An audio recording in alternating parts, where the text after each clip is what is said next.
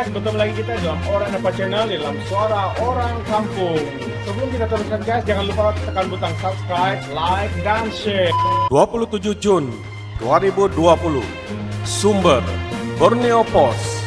PBS wajar terima teguran pengurusi IDA secara terbuka.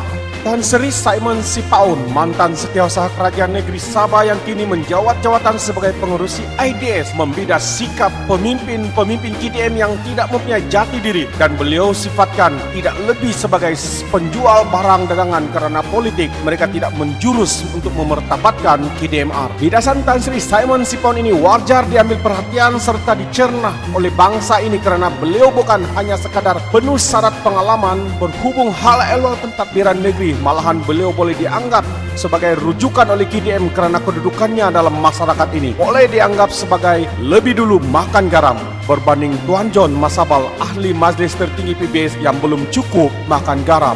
Sebagai generasi lama dalam masyarakat KDM telah banyak menyaksikan jatuh bangunnya bangsa ini pada pra dan pasca merdeka. Apalagi selepas kejatuhan PBS pada 1994, peranan bangsa ini bagaikan hanya melukut di tepi gantang, terutama di era Barisan Nasional, hanya sekadar dijadikan alat untuk membantu memperkuatkan kedudukan Musa Aman dan UMNO di Sabah.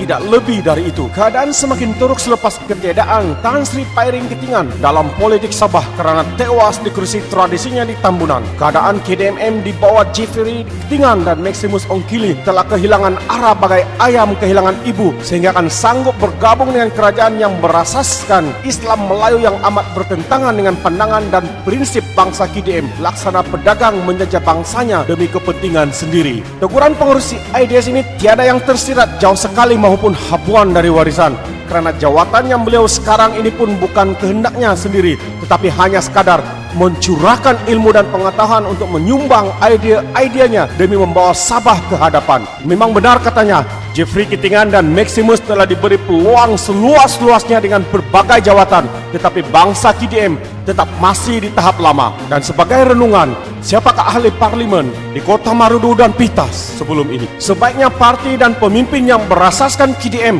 balik ke pangkal jalan karena telah lari dari semangat perjuangan asal yang diasaskan oleh pemimpin terdahulu yang mau melihat orang asal berdiri di kaki sendiri, bukan hanya digunakan alat oleh orang Melayu dari Malaya yang sentiasa memporak-porandakan rakyat Sabah agar cengkaman mereka ke atas negeri ini berterusan tanpa niat untuk memajukan bangsa KDM dan yang lain. Terima kasih kerana menonton dan jangan lupa komen atau berikan cadangan untuk penambahbaikan video-video yang seterusnya. Suara Orang Kampung, suara kita bersama. Guys, terima kasih karena menonton, dan sebelum itu jangan lupa tekan butang subscribe, like, dan share. Bye-bye.